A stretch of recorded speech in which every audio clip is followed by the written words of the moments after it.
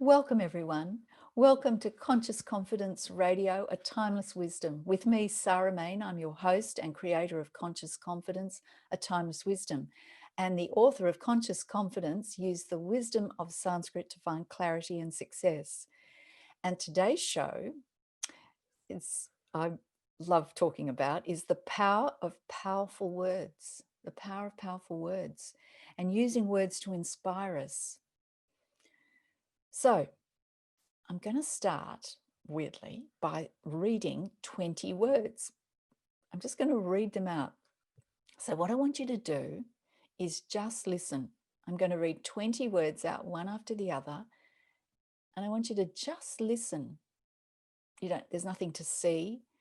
There's nothing to experience, really. Just listen and observe. And as each word is read out, let that one go and be open and let the next word come into the space. And that'll be held by your listening and your presence. So,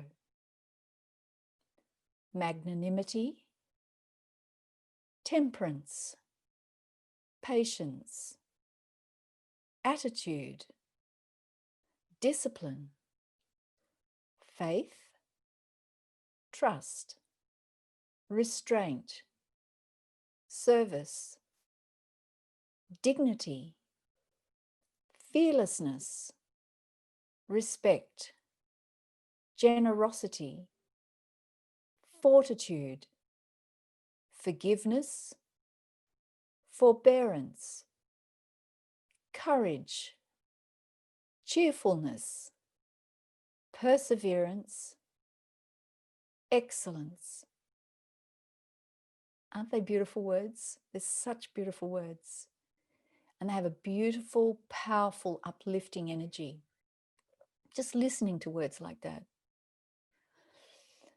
So the power of powerful words. My whole thing in life is words, language, and meaning. That's what I've been on about most of my life. And I was fortunate. I was taught from a young age the importance of language, the importance of words, the words that we use, and the importance of understanding the meaning. I was taught the importance and the power of sound, and words are sound, and sound is energy. So powerful words bring a powerful energy. Yes, there's energy behind the word from the intent, but the word itself has power. And great and powerful words like these, they've got this great energy and this sound. And it's hard to describe what I mean by sound. If I talk about the sound of something, you talk about, I don't like the sound of that, or I like the sound of that. It's hard to explain. It's beyond words, really. This is where language gets a bit tenuous.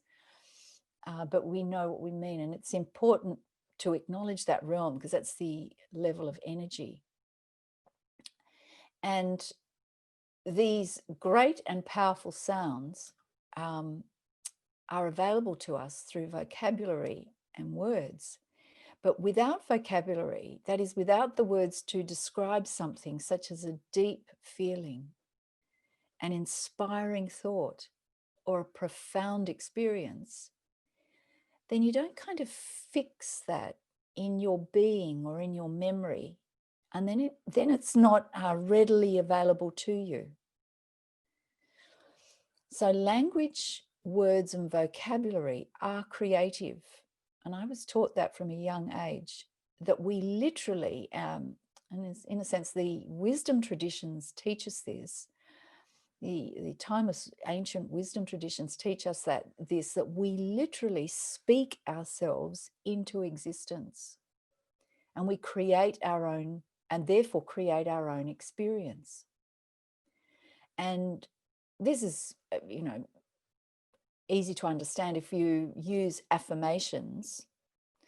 That's just an example. If you use the power of language in affirmations, which are deliberate formulations, deliberate words, deliberate statements, and you put your attention on it, and you're using the power of language, because we're using language whether we are aware of it or not in the thoughts that we think.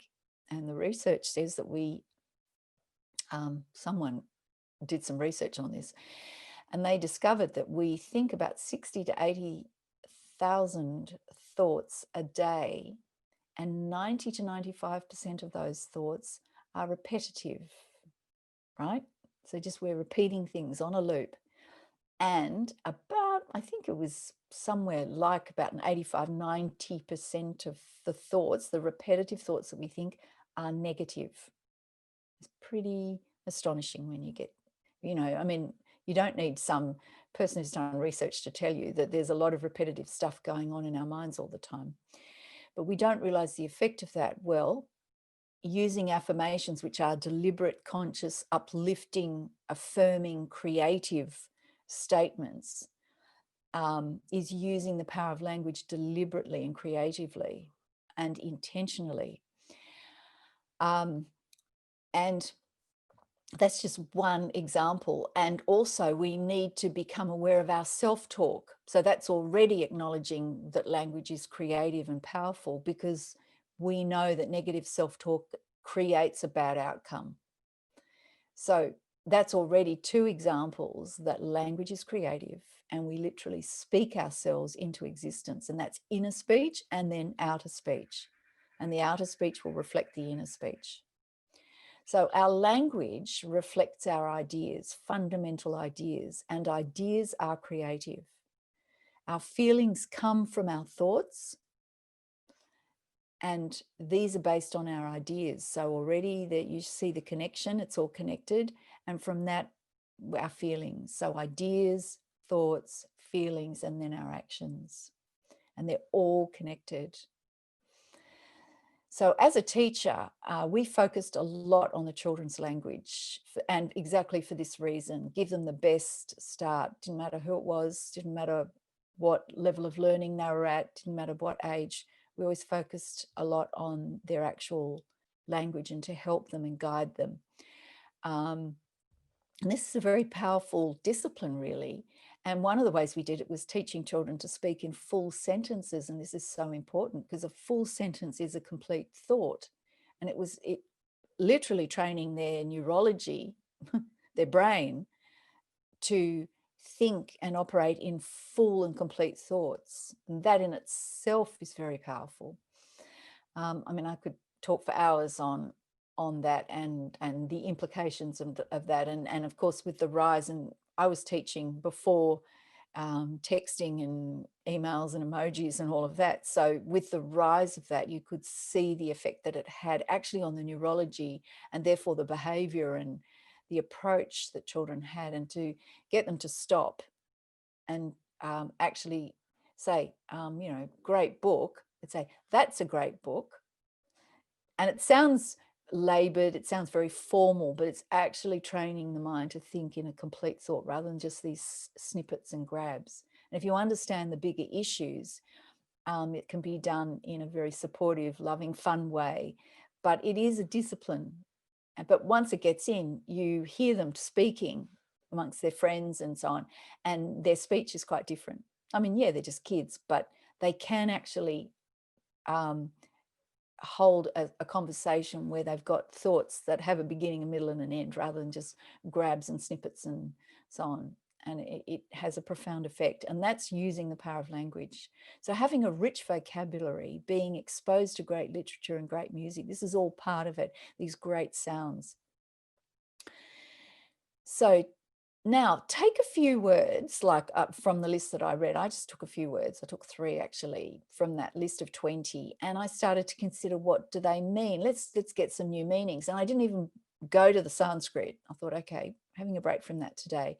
I just looked up 3 online dictionaries: the Cambridge Dictionary online, Merriam-Webster online, and the Collins Dictionary. Just 3. I didn't go to the Oxford. There are tons of others. I took the word fortitude. Courage over a long period of time is what Cambridge says. strength of mind that enables a person to encounter danger or bear pain or adversity with courage. That's Merriam-Webster. And if you say that someone has shown fortitude, you admire them for being brave, calm, and uncomplaining when they have experienced something unpleasant or painful. That's Collins. So already three different, similar but different ways of expressing and explaining fortitude. I've already learned something new. I'm thinking about it in a broader, fresher way. Take the word magnanimity. Collins Dictionary says, magnanimity is kindness and generosity towards someone, especially after defeating them or being treated badly by them. Merriam-Webster says, the quality of being magnanimous, loftiness of spirit enabling one to bear trouble calmly, to disdain meanness and pettiness, and to display a noble generosity. Merriam-Webster. Cambridge Dictionary says, kindness and generosity, especially towards an enemy or someone you have defeated. Magnanimity. We always said to kids, say in their athletics, if you had to be magnanimous in defeat and magnanimous in victory. So you always congratulated the other people. If you won, you congratulated the other people who competed against you. And if you lost, you went and congratulated the winner and congratulated all the others for all their efforts to engender a magnanimous spirit, sort of practically. That was one way kids could relate to that. And I took temperance as well. And after the break, we'll go into temperance and then look at some practical ways to start bringing these great, powerful words into our daily life, because these powerful words bring powerful energy, the power of powerful words. And it starts infusing our thoughts, and our ideas and thoughts are creative. Remember that we literally speak ourselves into existence, and we speak our life experience into existence through our language, inner speech and outer speech. So we have to be very careful. So it's time to get some new knowledge. That's what I thought. So we're going to take a break, and I'll come back and talk a little bit more about the word temperance and then how we can get practical about this. See you soon.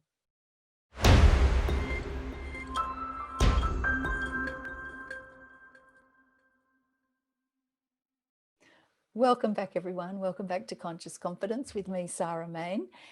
And today we're talking about the power of powerful words. And before the break, we were just considering all these amazing qualities, these beautiful words. And I was just going through very simply 3 online dictionaries. Note online, you could pick them up on your phone or if you're in front of your computer. And look, if you've got paper dictionaries, fantastic. And I picked the Cambridge Dictionary, the Merriam-Webster Dictionary, and the Collins. But, there's a gazillion, there's Oxford, there's tons. And I was just going through 3 different dictionaries, describing, giving the meaning of the same word, just to give us some perspective. It's good to get a bit of a comparison. And I talked about, before the break, fortitude and magnanimity and temperance. Now, that's not a word that's used very often these days, not in terms of behavior. You might talk about tempering steel or tempering chocolate if you're into cooking, like really into cooking. Or if you watch cooking shows and they talk about now you've got to temper your chocolate. And I think, what does that mean? But temperance used to be in sort of common usage, but not so much now, and almost seems unpleasant or unfashionable. It's like the word discipline. Discipline is not necessarily a hooray word these days. There's nothing wrong with the words. It's just everyone's concepts and ideas about the word discipline has clouded and shut in that magnificent word. And if you decide you want to do something, I'm going to riff on the word discipline for a minute. If you decide you really want to do something, achieve something, create something, make something, athlete of any level, if it's a local level up to elite, up to Olympic level, they have discipline. I know a young man who's an Australian champion diver, from doing all those gymnastics in the air and then landing without a splash in a pool. And he trains like, I don't know, 3 hours. He trains about 6 hours a day or something in the gym, weight, strength, and then in the pool, all the different height springboards and diving platforms, the food he eats, the mental mindset and everything. It's discipline. He loves it. And he's a fantastic guy. And that's just one example. As we know, anyone, a dancer, a musician, an artist, if you want to write something, you want to learn to do something, it takes some sort of discipline. And discipline is a beautiful thing. It's actually one of the meanings of discipline is to move freely. Discipline enables you to move freely in the thing you want to achieve. But, discipline always, if you mention it, people go, oh, I don't like it. They have immediately recoil because they have a negative concept about it. Similarly with the word attitude. I did a little sort of straw poll research with some friends when I was doing a show on attitudes some months back. I spent a whole time on it. You can go back and listen to it. And it was really, really interesting because one of the questions was, when I say this word, what's your first response without thinking? And I'd say attitude. Absolutely every single person I asked, it was negative. Attitude to them equals a negative attitude. And a number of them had teenage kids, and they just immediately thought of teenage kids with a negative attitude. And they never stopped. And they also thought of attitude as a sort of mental, intellectual concept, not connected to the heart. And if you listen to my show on attitude, the Sanskrit completely disputes that idea that attitude is just an intellectual concept, because it's a holistic thing of the mind, the heart, and your actions is all related to attitude. So that's just, we carry all these concepts that limit and restrict and are knee-jerk in a sense. And so it's always good to go back and refresh what we understand of the meaning of things, because that prevents us from getting sort of shut in by limited thinking, basically. Hence our ideas, the fundamental ideas that we're often not even aware of, the ideas promote the thoughts that we think, the thoughts bring up the feelings that we feel, and that determines our actions. So these ideas, these fundamental ideas, are very important. We need to get our awareness on them. And these ideas are words, usually sentences, and they have a sound, they have an energy, they have a vibration. We literally speak ourselves into existence. We speak our experience into existence every moment of the day. So let's take temperance. Off the riff, back onto temperance. So control of your own behaviour, such as not drinking or eating too much. That's the Cambridge. Merriam-Webster says moderation in action, thought, or feeling. Restraint. Moderation, just, And then the Collins, that's Merriam-Webster, and then the Collins Dictionary, a person who shows temperance has a strong mind and does not eat too much, drink too much, or do too much of anything. So there's a balance and a measure. So that's the Collins. So that already takes us out of temperance and the temperance movement and, banning alcohol and all that sort of stuff.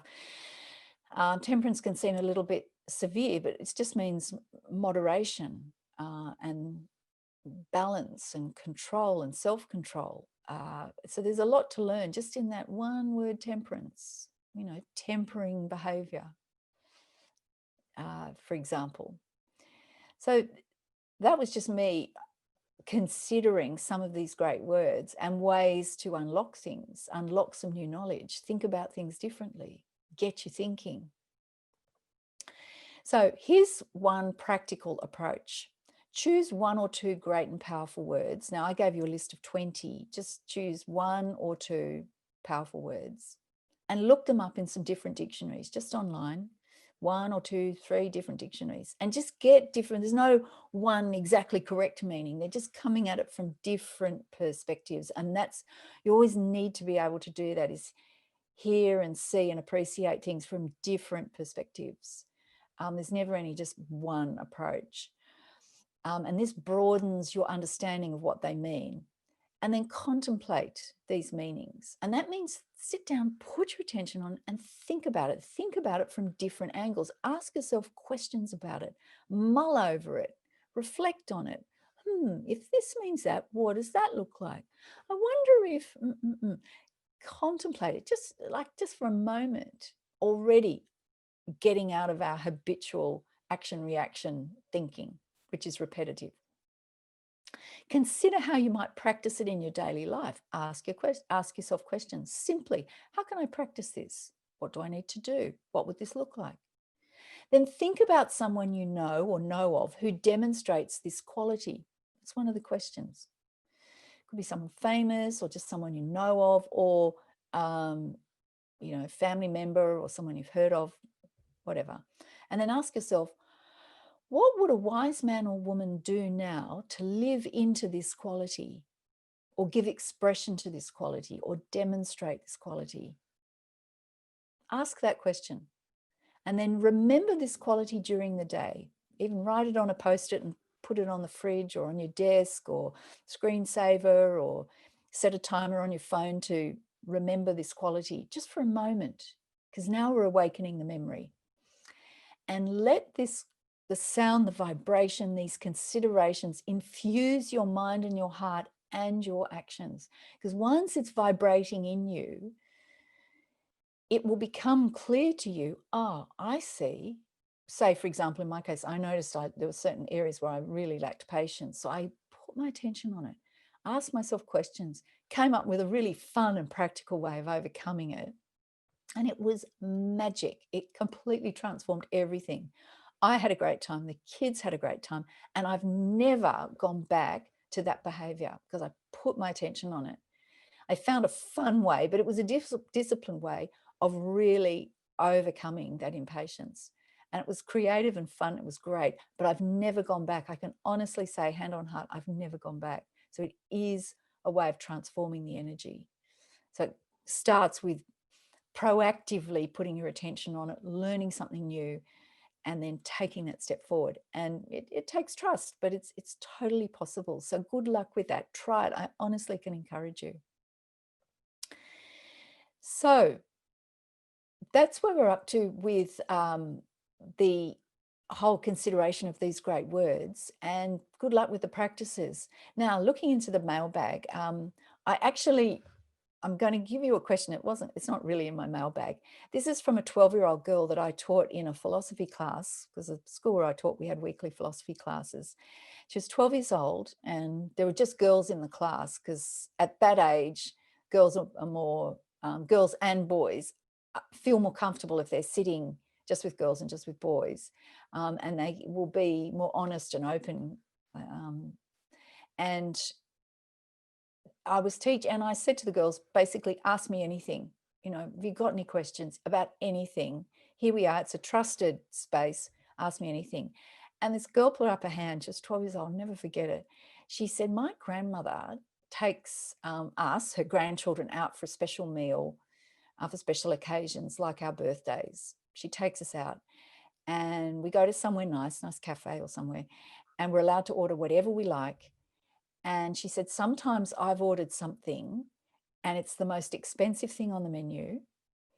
And when it comes, I don't like it. I don't like eating it. And I don't want to hurt my grandmother's feelings because she's excited. She's taking me out for my birthday. But I also don't want to eat the food. What do I do? What a great question. Just amazing. And I said, look, this is my answer. There's no one way of answering this, but this is what I would say. You haven't done anything wrong. It's a natural social dilemma, and you'll feel it at your age. You will feel it more acutely, but trust me, adults, I know what you mean. It can be uncomfortable. But basically, number one, you just have to engage in a bit of self-discipline and eat it, or eat as much as you can, unless it's, you're allergic to something in it or whatever. And don't say anything for the sake of your grandmother. Or if your grandmother notices that you haven't eaten it, much of it, or you're eating very slowly, and she even says anything, then maybe you could say, look, Grandma, I really appreciate and love your generosity and kindness and take me out. But look, basically, I've ordered the wrong thing. It wasn't what I expected. I'm really sorry. And I can tell you, your honesty, your clarity, delivered in a kind and polite way, will always work in the end. It will disarm any hurt. So anyway, what a great question. I could say a lot more about this, but we're running out of time. So if you want to know more about conscious confidence, go to my website, consciousconfidence.com, and you'll find out where to buy my book. And there's free downloads. I'm on social media, Facebook and Instagram, and the shows are on YouTube. And I always end with some Sanskrit, and I've picked this beautiful prayer, which is a prayer for all. May all be happy. May all be without disease. May all see only good things, and none be in misery of any sort. May peace and peace and peace be everywhere. Om Sarve Bhavantu Sukhina, Sarve Santu Niramaya, Sarve Bhadrarni Pashantu, Ma Kaschid Dukkha Bhag Bhavet. Om Shanti Shanti Shanti. Thanks a lot, and we'll see you soon.